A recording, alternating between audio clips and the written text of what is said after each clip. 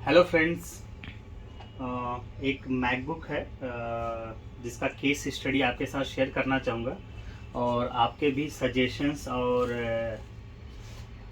Guideline की मुझे ज़रूरत पड़ेगी। अगर आपको लगता है कि आप मेरी मदद कर सकते हैं, हेल्प कर सकते हैं, तो कमेंट करके मुझे बताएं कि what up next we need to check.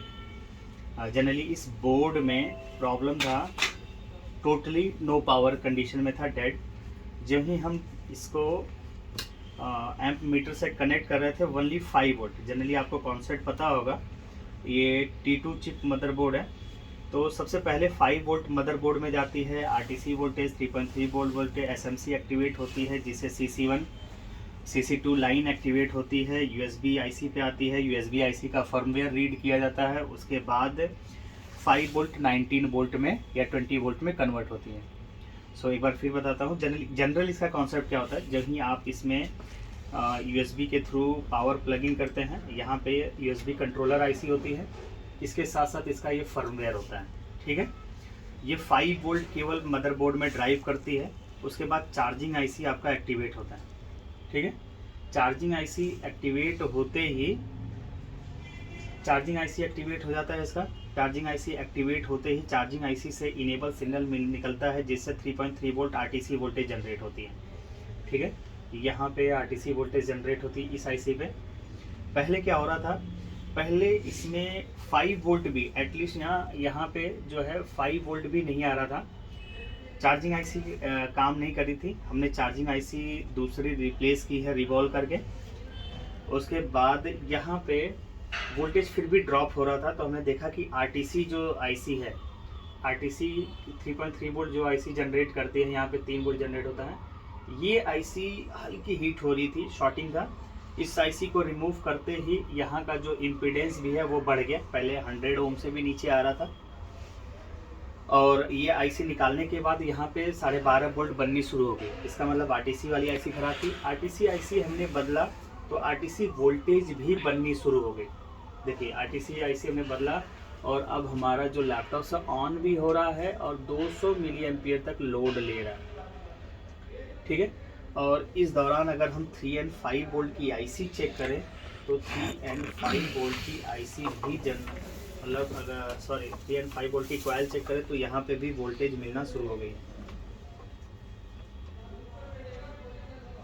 देखिए, यहाँ पे अगर हम कॉइल पे चेक कर रहे हैं 3.3 वोल्ट, और यहाँ पे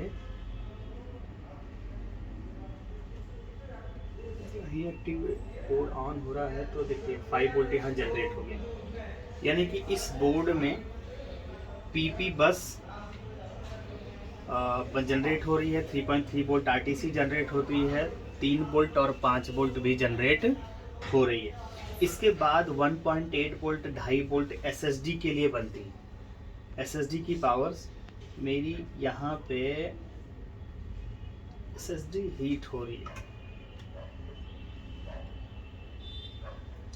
देखिए, पावर्स तो बन गई लेकिन मेरी SSD हीट हो रही है, यानी कि इसकी मे बी पॉसिबल कि SSD शॉर्ट हो रही है या SSD हीट कर रही है। सो इसका तो जनरल सोल्यूशन ये होता कि सेम डोनर बोर्ड हो, स्क्रैप बोर्ड हो, तो ये IC आप सेम प्लेस से उठा करके इस पर रिप्लेस कर देते हैं, तो आपका मदरबोर्ड के SSD इनेबल हो जाती है। दूसरा, जो मोबाइल रिपेयरर्स होते हैं उनको कुछ ठीक आइडिया होता है। वो जनरली iPhone 10, iPhone 12, इन समय 11 में SSD तोशिबा या सैमसंग की बदलते रहते हैं। और एक JC Pro आई थिंक 13 करके एक डिवाइस आती है जिसकी मदद से, लेकिन इससे पहले हम लोगों ने कभी इस काम को अंजाम नहीं दिया है। सो वो कॉन्सेप्ट एग्जैक्टली पता नहीं है। अगर आप किसी भी व्यूवर्स को ये कॉन्सेप्ट अगर पता है, सो कमेंट्स करके हेल्प करना चाहें तो उनके ऊपर डिपेंड करता है, बता सकते हैं मेरे को, या किस तरीके से हम ये इसकी SSD रिप्लेस कर सकते हैं।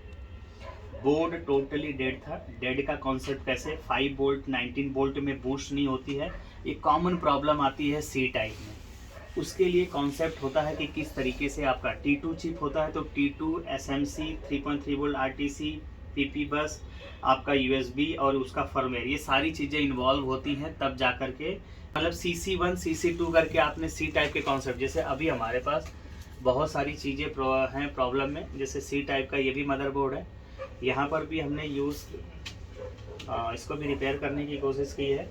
यहाँ पर भी 2 C कंट्रोलर IC है, एक C कंट्रोलर IC ये है और एक C कंट्रोलर IC ये है, इन दोनों की मास्टर IC ये है, ठीक है।